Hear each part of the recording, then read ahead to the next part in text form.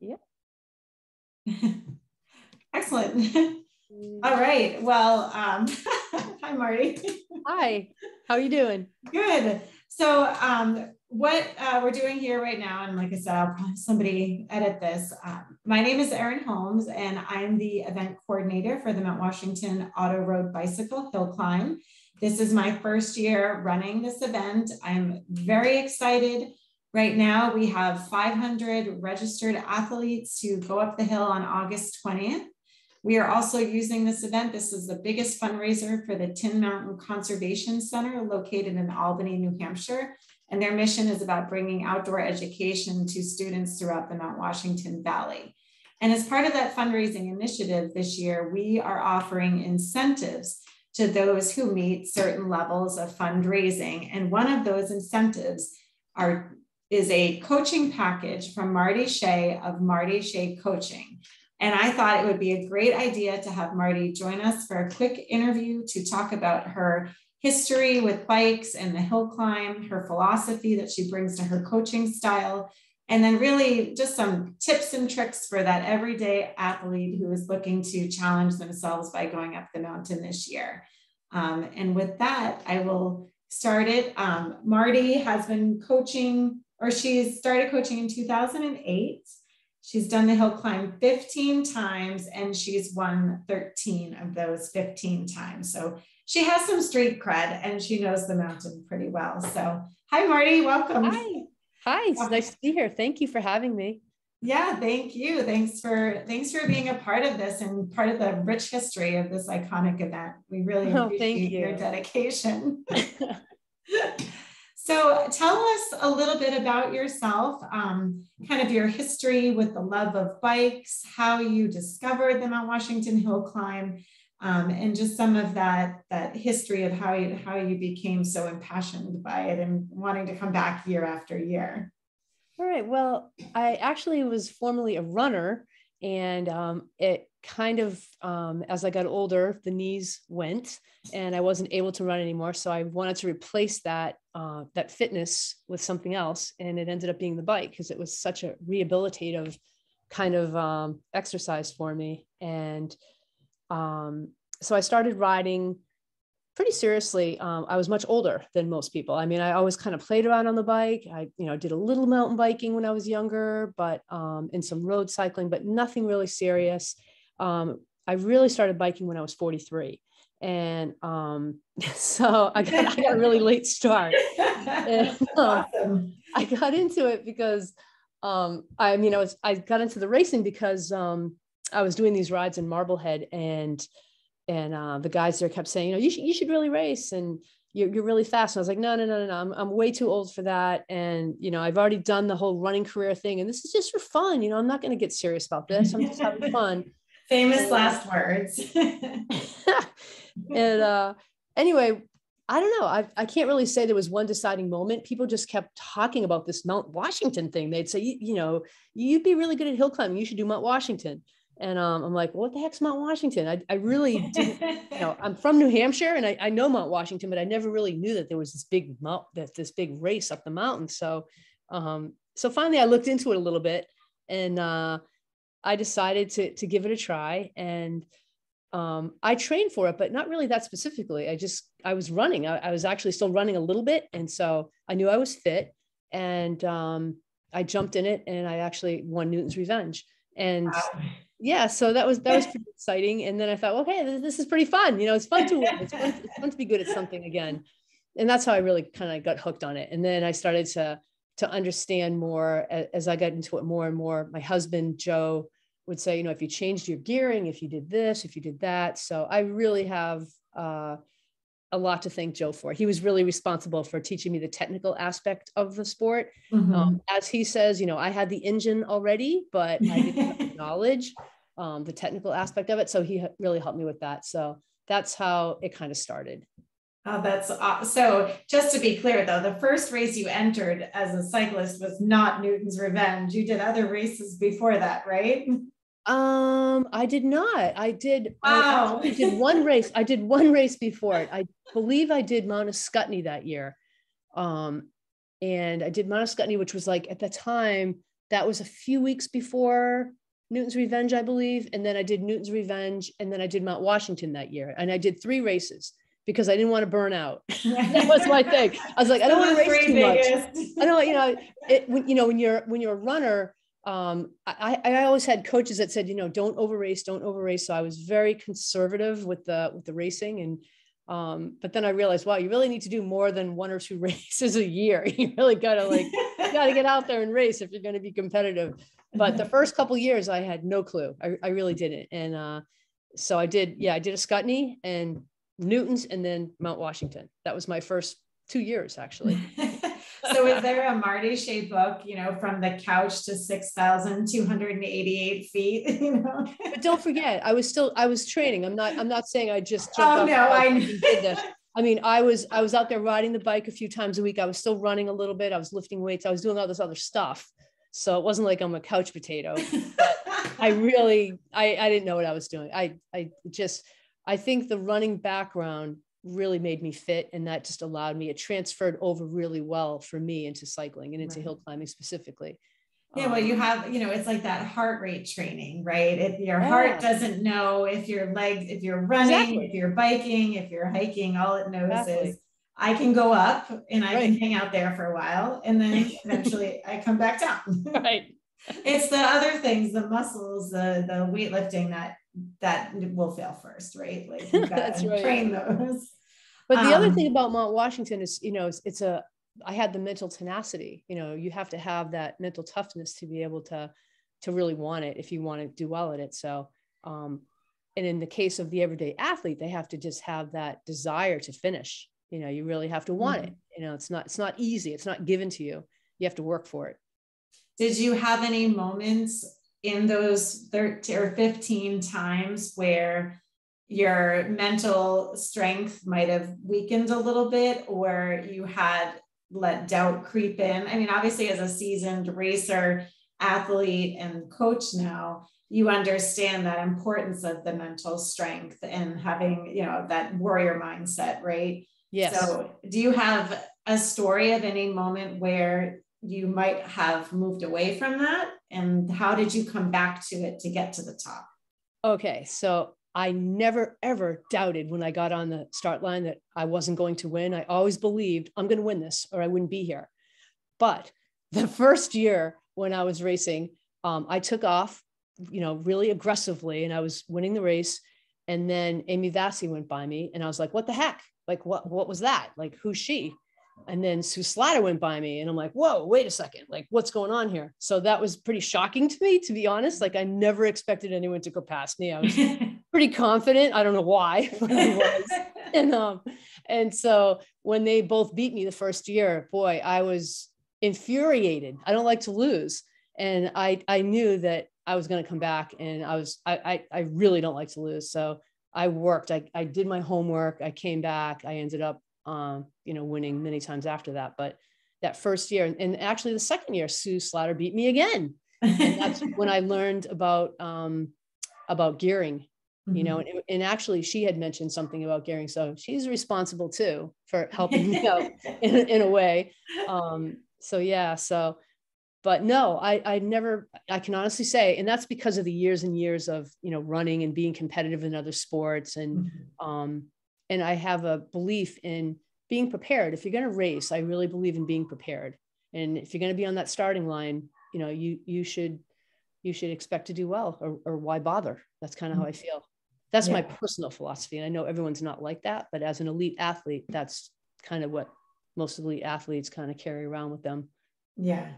Well, yeah. And that learning opportunity too, where, you were saying before we started recording, the engine is there, the body is ready, and starting to learn and dial in your equipment. That's a lot. There's a lot of things there to work through, and that trial and error piece as well, to kind of come back stronger, to come back faster, but then also being technically, confident that what you've got dialed in is going to do it.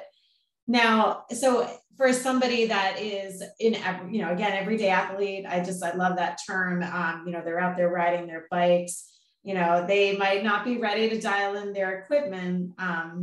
but I guess from your perspective, ride what you bring, right? That's the philosophy. And what would you say works the best for you on the bike? And, what would your husband say, I guess? Yep.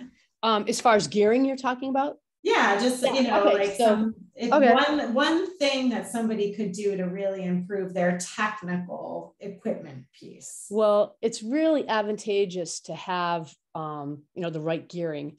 And the first year I did it, I rode regular gearing. I had a 53 up front, 5337 up front. And in the back, I think my biggest gear was a 27 or 28. So, I'm sorry, 5339 up front. Terrible. it's not even a 1-to-1 ratio. It's a terrible, I just didn't know. I didn't understand. And my bike was also titanium, so it was very heavy. And I had that bike for several years. But so I would say if someone's going to do it and they want to have an enjoyable experience, like, you don't want to suffer through it. Boy, I would tell you, go right to mountain bike gearing. 22 in the front, smallest little thing you can put up there, and have a nice, 1128 in the back. Yeah. And you'll have plenty of gears, more than enough gears. So if someone can do that, that would be my total, that's my dream bike. And that's what I did in the end. The last few years, that's what I was riding. And it made a huge difference.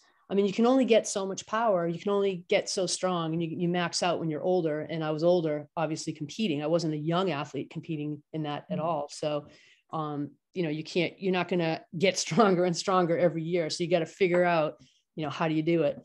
So the gearing is great. If you can, the gearing really will make a big difference. And the other thing, and I'm not advocating, being anorexic, but, losing weight. You can only, again, if you're going to increase your power to body weight ratio number, you can only do it by, spinning faster. And how do you do that? One of the ways is, if you cut a little bit of weight, even if you just cut 5 pounds, it's going to make a huge difference. Yeah. So, 5 pounds off a road bike is pretty expensive. Yeah, exactly. Right. 5 pounds off your body is probably a little bit cheaper, and you might save money. Yep, that's right. So a little bit of both, gearing, if you get, the proper gearing, and if you can just cut some body weight, that's going to make you faster. Yeah. Well, and I think, like, especially for coaching, just talking about your coaching philosophy, it's like, I'm coached, and their big philosophy, the person I work with, it's just consistency, right? Absolutely. Like a metronome. Just, yep. Consistency and moderation. I totally believe in that. That's exactly right. Yeah. So if I was a new athlete working with you for the Mount Washington Hill Climb, if that was my big A event, what would I start doing around this time of year? Assuming I've been riding, I've been kind of keeping up fit through the winter. I ride a lot. So what kind of things would your coaching bring? And then what kind of special Marti Shea coaching, piece would be in there that would really be your stamp on your style of coaching? So the biggest thing I would say is the specificity of training has to come into play right about now, meaning, like, if you're doing an extreme hill climb, which is Mount Washington, if you can simulate that in some way, shape, or form, meaning, like, whether it's on, if you don't live in an area that has, a Mount Scottney or a Mount Wachusett or anything that you can go climb, that would ideally be like the best thing. If you could simulate, the grade of Mount Washington, that would be great. Doing some hill repeats on those type of mountains. Even if you live near a ski resort and you have a mountain bike that you can ride up the mountain, like if you live near Killington, or you live in an area that has access to a ski area, that's a great way to train for Mount Washington. And if all those things, okay, I don't live in an area like that. I live in a flat pancake. I'm living in the middle of Kansas and I'm doing Mount Washington. What do I do? Well, you can also, on the stationary bikes now, there's all sorts of programs you can do with Zwift, and, you can do hill climbs on a stationary bike. So specificity of training, I would say that if you're going to be doing a hill climb, you need to do hill climbing one way or another. So, and there's so many options now, like I said, with the indoor bikes and the indoor programs, or finding those places near you. That would be one thing. Another thing I really believe in is, you have to do some intervals. And when I say intervals, meaning like I really believe in long and short intervals. I try to have my athletes right around now. We've been doing, through the winter and stuff, they were doing more longer intervals. And now I would say, let's shorten those up. Let's make those maybe, between 5, 8, 10 minutes, and do, for instance, a 3x10 workout where they're doing 10 minutes and they're going above threshold for that 10 minutes. So if you're, say, again, that would be if you have a power meter. If you don't have a power meter, then you're going to have to go by perceived effort, but you'd want to go for 10 minutes all out. You're really trying to go like, okay, this is like, I'm in the race and I'm really killing myself right now. You're actually going above race pace for 10 minutes. Then you're taking 10 minutes off, and then you're doing it again. You're doing that 3 times in a row. Those type of workouts are really going to build your fitness. So you're sharpening. This is the time when you start to sharpen to get ready for race season. The other thing you can do too is simply doing group rides that are really more challenging. Get in with some people that are just a little bit faster than you, but you can hang on, but you're going to be challenged. That would really be a helpful way too. So those are all different kind of options. But yeah, this time of the year is when you start to sharpen your skills. If you have a base, now it's time to sharpen. If you can do some racing, great. That's going to also help get your fitness level to the next level. So yeah, it's hard to simulate that, that threat, you go out to do a threshold or above threshold, and you get, I think it's good on one side if you're alone, because you are building that mental tenacity, because you have to get in the drops, you have to suffer, or you have to go out in the rain, or you have to go out in the cold. And, that's all of those challenges leading up to the event is going to prepare you for whatever the event will throw at you that day. But I love there's a question that you left. There's one thing though that I want to say. It really all depends on what the individual wants. So, you're saying, we're assuming this person wants to do really well, if you're going to be doing these things that I'm recommending, but somebody might just say, hey, I want to finish the thing. I don't even care. I just want to finish it. So, the everyday athlete, what would I say to them? I would say, just ride, 4 to 5 days a week. If you can ride 4 to 5 days a week consistently, and maybe one of those days, once a week, you find a little bit of a challenging course and you do that. And you know what, if you can ride 4 to 5 days a week and you're riding, say, an hour and a half, an hour to an hour and a half, you'll finish it. I truly believe that someone could do that. It may not be fast at all, but I think they can finish it. So, and there's a lot of people, especially people that do Mount Washington, I would say probably, if I made a guess, I'd say 60% of the people there, they don't have a whole lot of time to train. That's the take that I got when I was interviewing people. They were telling me like, I only get to ride, like, I didn't ride this winter because, I just couldn't get out there. But, I started riding in April and, I rode like, 3 times a week. And it's like, and they're finishing. I think that's like the people that do the marathon that hardly train for the marathon. I'm always amazed by that, because they're out there longer than we are. It's more painful. They really have to be mentally tough. Fuel. Exactly. It's hard when you're an elite athlete, you're doing it, but you're done in a little over an hour. It's not that big a deal. But if you're out there for an hour and 30, an hour and 40 minutes, that's hard. So I have a lot of respect for those people, because they actually have a life and they have jobs and they have to do things and they have to, it's like, there's a lot going on in their lives, not just this, I'm not just training for this one race.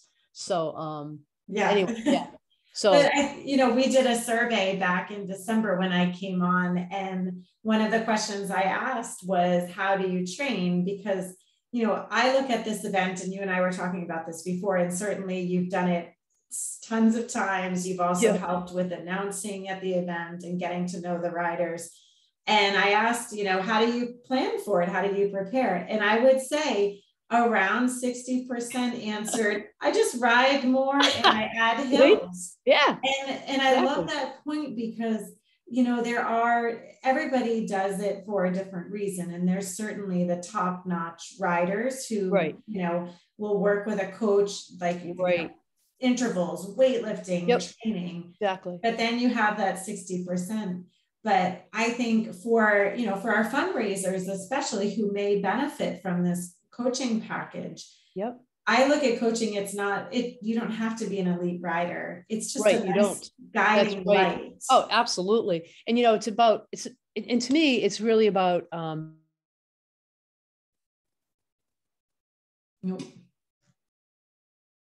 Uh-oh.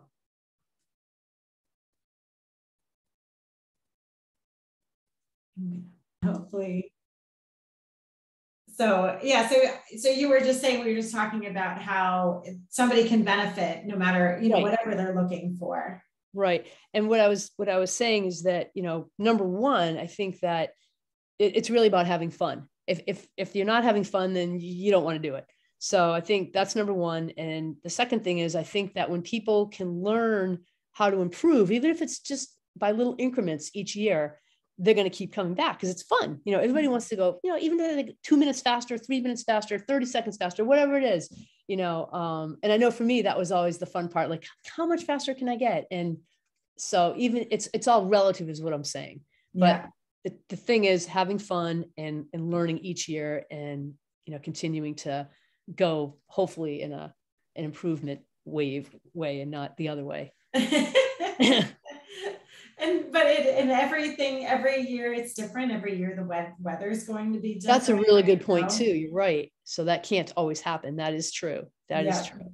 But it's I think the unknown, but you're still rewarded by going up Mount Washington. Absolutely. And the reward is finishing, really. The reward is just, it's the completion of it. That's really what everyone's excited about when they finish. It's like, I did it. I really did it, yeah.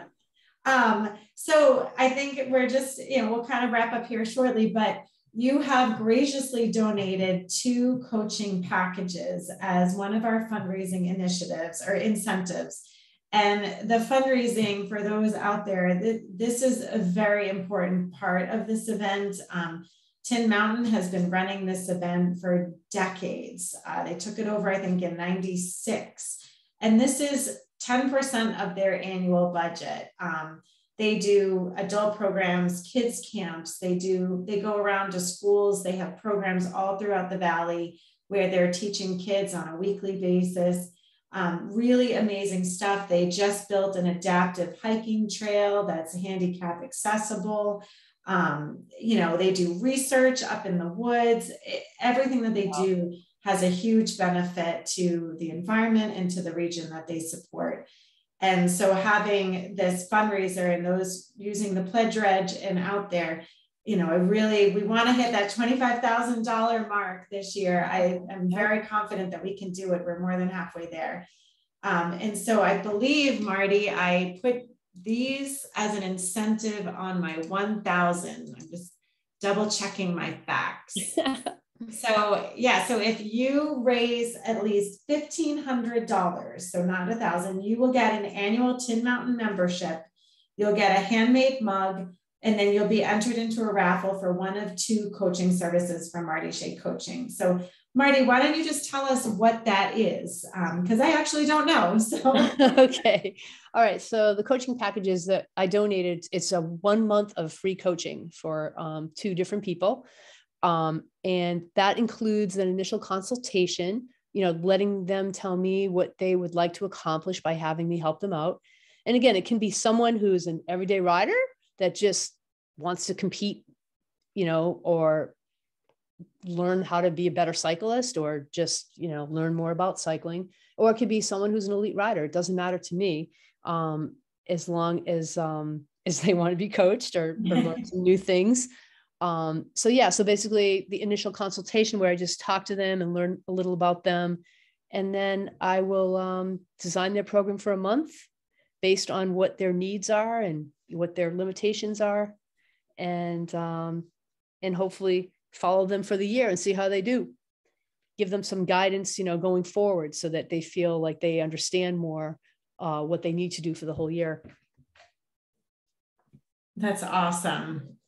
And, a big part of finding a coach, I've gone through stages. I competed, I catted up, I raced cyclocross, went to nationals. I did go through a period of, not good as a competitor. I had a baby and tried to get back into it and killed myself doing it. And, but I am still coached, and I am a mom. I work full time. I do this on the side. But I can tell you, and especially what Marty is offering, it's really nice to just know what to do. and to have that confidence in the support of going into your workouts, especially those of us who are time constrained. I don't have to think about it. I just go, okay, what's my homework? This is my homework. And so I love that this is an intro, because I think for a lot of people, just dipping your toe, because you're like, I work full time. I'm not racing pro. I don't need a coach, but it's really nice to have somebody there to help you, especially if you have big goals. They might not be results oriented. They might just be, I want to feel good and not be dead at the top of Mount Washington. That's a legitimate goal. I think it helps to organize people is really what I find. And, when I had a coach, that's what I liked about it. It's like you said, you don't have to think about it. I use a software program called Training Peaks, and anyone I coach, it's free to them. And basically each day is planned out for them. So it's like, Monday through Sunday, they know exactly what they need to do. And again, some people are more serious about it than others. Some people only work out 3 days a week. Some people work out 5 days a week. It just depends on what their time restraints are, what their jobs are, if they travel, all those kind of things. But it has to be realistic. And, you can't ask someone to work out 5 days a week if they can't work out 5 days. It's not going to work. So you have to utilize, whatever time they have available, maximize that time and try to make it work for them, so. Excellent. Well, thank you. Because I do think for the 2 lucky raffle winners, I think they'll really enjoy working with you. I've certainly enjoyed talking to you for a couple of minutes here tonight. And I really hope that you make it to our event. And I'm not saying that she doesn't want to be there. She's going to be riding in amazing places. So, and so I'd love to, I hope we see you. And if not, I'm sure we'll see you next year. It's the 50th anniversary in 2023. I may have to suit up for that one. I may have to pull out the old cycling kit and go up there, get off the mountain bike for a year. Or do it on your mountain bike. That's true. That might be a better idea. So any last minute words of wisdom to our audience, Marti? Yeah. My words of wisdom again, have fun with it. Just enjoy the experience. One thing I enjoy as a coach and in the past as a competitive athlete, I always enjoy the process of getting ready for something. I really did. I loved getting ready for Mount Washington. I would do it months ahead, just thinking about, just every aspect of it, the technical aspect, what my bike was going to be, what I was going to wear the day of the race. It was just fun. It was just fun having a goal. And I think that's the important thing is it has to be fun. Don't forget that. Most important thing is have fun. And I wish everyone the best of luck this year in the race. And hopefully I'll be there to cheer them on. Awesome. All right, Marti. Well, thank you very much. Thank you for having me. Thanks.